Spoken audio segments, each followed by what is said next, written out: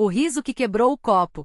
Era para ser uma noite especial. Eu tinha passado o dia inteiro preparando tudo, o jantar que ele adorava, a mesa postada com os talheres de prata que só usávamos em ocasiões assim, até a playlist com as músicas que tocavam no nosso primeiro encontro.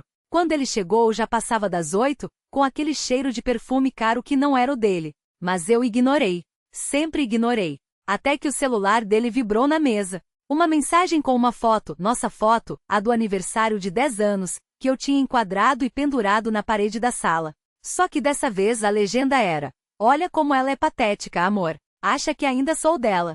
O riso dele ecoou antes que eu pudesse entender. Uma gargalhada alta, de quem não precisa mais esconder nada. Levantei devagar, como se o chão fosse de vidro. Ele nem tentou disfarçar, só virou a tela para mim, orgulhoso, como um menino mostrando o troféu que roubou. É, meu bem. A S adora quando falo da minha esposa boba. Dá até pena. Aí foi como se alguém tivesse desligado o som da minha cabeça. Peguei o copo de vinho que estava na minha mão e joguei no chão. O barulho fez ele pular da cadeira. Você tá louca? Mas eu já estava indo para cima dele, não com lágrimas, não com gritos, com uma calma que me assustou. Pena, né? Pena de quem passa anos fingindo que não sabe que você transa com a secretária do seu irmão. Pena de quem deixou você achar que era o rei dessa casa. Pena de quem, otário, tem as prints das suas mensagens desde o primeiro "Oi, linda", ponto. O rosto dele mudou. Não era mais diversão, era pânico. Você invadiu meu celular? E dessa vez? Não precisei. Você esqueceu ele destravado no banheiro dia 12 de março.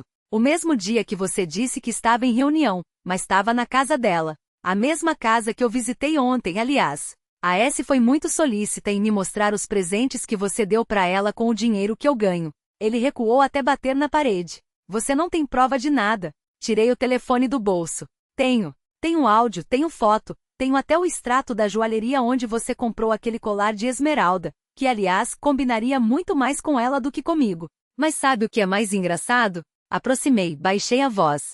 A S já tá te traindo com o marido dela. Você é só o passatempo. E o pior, ela ri de você também. O soco veio antes que eu terminasse a frase. Mas eu já esperava. Já tinha a gravação ligada. Já tinha a mala pronta no quarto.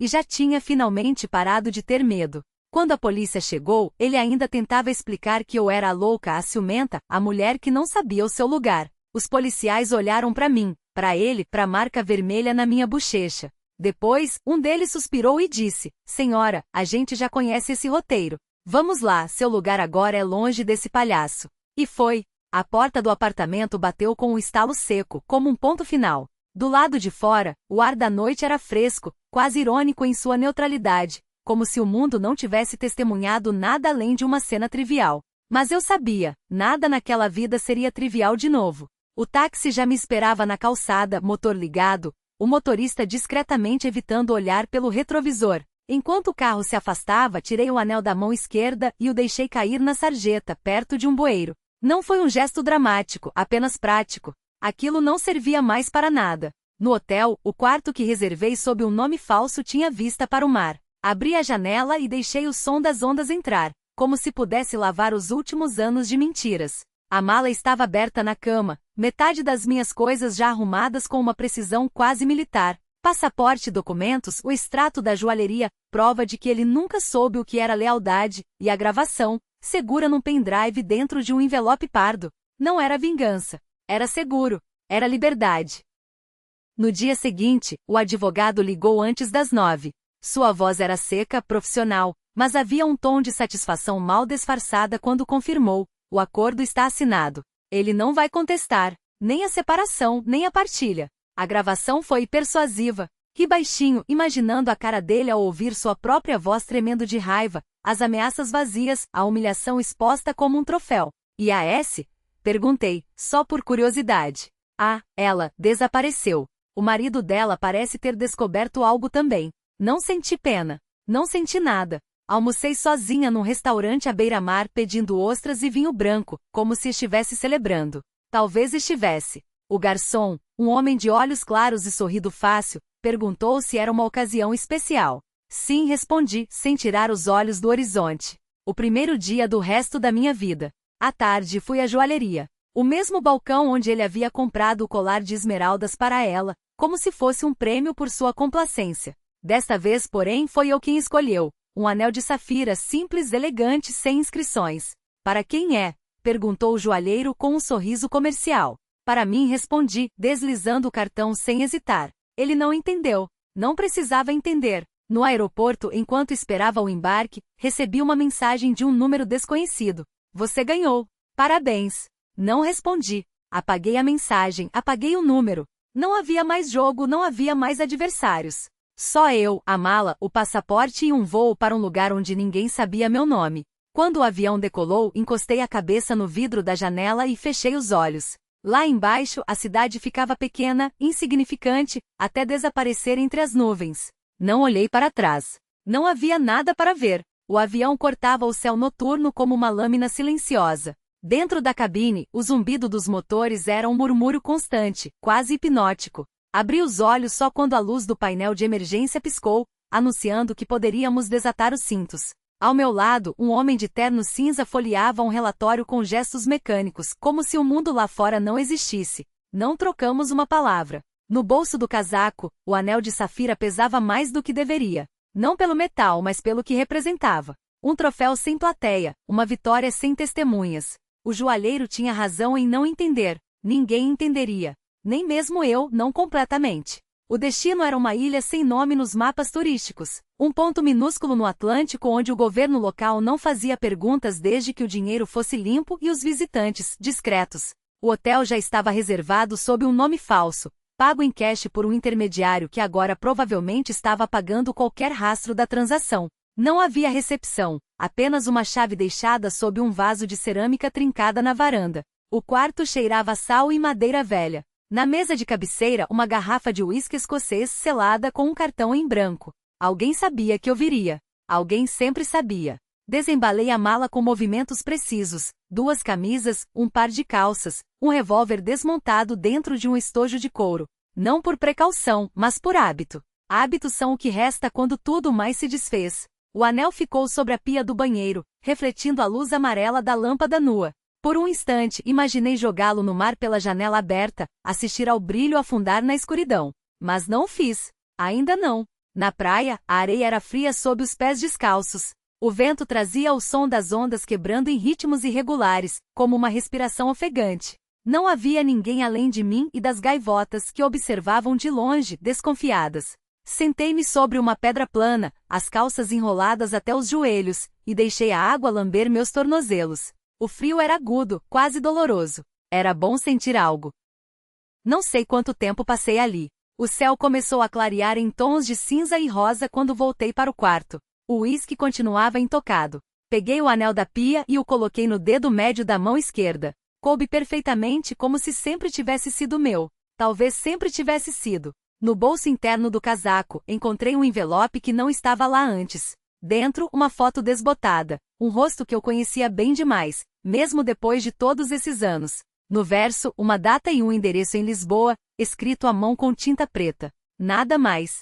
Queimei a foto no cinzeiro de metal, assistindo as chamas consumirem as bordas antes de reduzir tudo a cinzas. Não havia pressa. Não havia mais relógios, nem prazos, nem voos para pegar. Só a ilha, o mar, e a certeza de que mais cedo ou mais tarde, alguém bateria a porta. Até lá, eu esperaria. Sempre soube esperar. A chuva começou a bater nas vidraças pouco depois das 3 da manhã, fina e insistente, como se o céu também tivesse decidido se instalar na espera. Fiquei deitado na cama, as mãos atrás da cabeça, observando as sombras que as gotas projetavam no teto. O anel pesava no dedo, uma presença estranha e familiar ao mesmo tempo, como se carregasse memórias que não eram minhas, ou que, de tão antigas, já não conseguia distinguir do que havia vivido. O barulho dos passos no corredor veio antes do que imaginei. Não foram pressurosos nem furtivos. Caminhavam com a segurança de quem sabe que não será surpreendido, que não precisa se esconder. A maçaneta girou sem resistência, como se a porta nunca tivesse estado trancada. Ela entrou sem tirar o chapéu, a gola do casaco levantada contra a umidade. O cheiro de tabaco úmido e salitre preencheu o quarto antes mesmo que eu pudesse me sentar. Os olhos, aqueles mesmos olhos da foto, agora mais fundos, mais cansados, fixaram-se em mim por um instante, como se medissem a distância entre o que éramos e o que restara. Você queimou, disse, apontando para o cinzeiro. Não era uma pergunta. Sim. Ela tirou as luvas, uma a uma, e as deixou cair no chão. Depois, sentou-se na cadeira junto à janela, cruzando as pernas com a elegância de quem ainda se lembra dos gestos, mesmo quando eles já não têm mais significado. Lisboa, murmurei. Lisboa repetiu, como se a palavra fosse um peso que ambos carregávamos há demasiado tempo. Você nunca deveria ter ido embora. Você nunca deveria ter me deixado. Um sorriso breve, quase imperceptível, tocou seus lábios. Não era tristeza, nem ironia. Era algo mais antigo, mais gasta, como a superfície de uma moeda que passou por demasiadas mãos. Não foi bem assim, disse, enquanto tirava do bolso um maço de cigarros amassado. Mas isso não importa agora. Acendeu um cigarro com um isqueiro de prata, a chama tremeluzindo por um segundo antes de se fixar. A fumaça subiu em espirais lentas, como se também ela estivesse relutante em se dissipar. Por que voltou? Perguntei, embora soubesse que não era a pergunta certa. Ou talvez fosse a única que importava. Ela exalou, observando a cinza cair no chão. Porque você está aqui. E então, como se essas palavras fossem o sinal que ambos esperávamos, o vento uivou lá fora, mais forte, e as luzes da ilha piscaram uma vez antes de se apagarem completamente. No escuro, ouvi o som do mar batendo contra os rochedos, implacável, eterno. E o anel no meu dedo finalmente deixou de pesar. A escuridão era espessa, quase tangível, como se as paredes da velha casa tivessem se fechado sobre nós. Mas não havia medo nela, nem em mim. Só um silêncio carregado de coisas não ditas, daquelas que só existiam porque nunca haviam sido pronunciadas. Ela se aproximou sem fazer barulho, como se seus passos fossem parte do próprio vento. Senti o cheiro do tabaco misturado ao sal do mar, ao musgo úmido das pedras. Seu dedo roçou meu pulso leve, e por um instante pensei que fosse pegar minha mão. Em vez disso, tirou o cigarro dos meus dedos e deu uma última tragada antes de jogá-lo no chão, esmagando-o com o calcanhar. Você ainda usa isso, murmurou, tocando o anel com a ponta dos dedos. Não era uma pergunta. Não consigo tirá-lo. Não é para tirar. O mar rugia mais alto agora, como se a ilha inteira estivesse se erguendo das águas, sacudindo o peso dos anos. Lembrei-me da primeira vez que ela me falará sobre aquele lugar, quando ainda acreditávamos que o tempo era algo que podíamos dobrar à nossa vontade. Aqui as coisas não morrem, tinha dito. Elas só esperam. Uma risada seca escapou dela, quase imperceptível. Você se lembra da promessa? Claro que me lembrava. Como esquecer algo que nunca tinha sido feito, mas que mesmo assim nos amarrava? Uma promessa de sangue e sal, de noite sem lua em que o mundo parecia se reduzir àqueles rochedos e ao som das ondas quebrando contra eles. Não era uma promessa, respondi. Era uma maldição. Ela não negou. Em vez disso, encostou a testa na minha, e por um segundo vi seus olhos brilharem no escuro, como se ainda guardassem alguma luz própria. Então que seja. Algo mudou no ar. Uma pressão, um peso que não estava lá antes. O anel no meu dedo esqueceu seu frio metálico e parece queimou, não com dor, mas com uma espécie de reconhecimento. Como se finalmente tivesse encontrado o que procurava. Lá fora, o vento uivou de novo, mas dessa vez não era só o vento. Era um coro de vozes distantes, sussurrando coisas em uma língua que eu já tinha ouvido antes, em sonhos que não eram meus. Ela afastou-se devagar, os contornos do seu corpo se desvanecendo na escuridão como tinta na água. Não demora, disse, e sua voz já soava como se viesse de muito longe. Você vai me seguir. E então a casa tremeu, não como se fosse desabar, mas como se estivesse se desdobrando, revelando algo que sempre esteve ali, escondido sob o chão de madeira, atrás das paredes descascadas. O cheiro de algas podres e terra úmida encheu o espaço. Quando as luzes voltaram, piscando como olhos que se abrem depois de um longo sono, ela já não estava mais lá. Só o anel, agora quente como carne viva. E o mar, sempre o mar, chamando.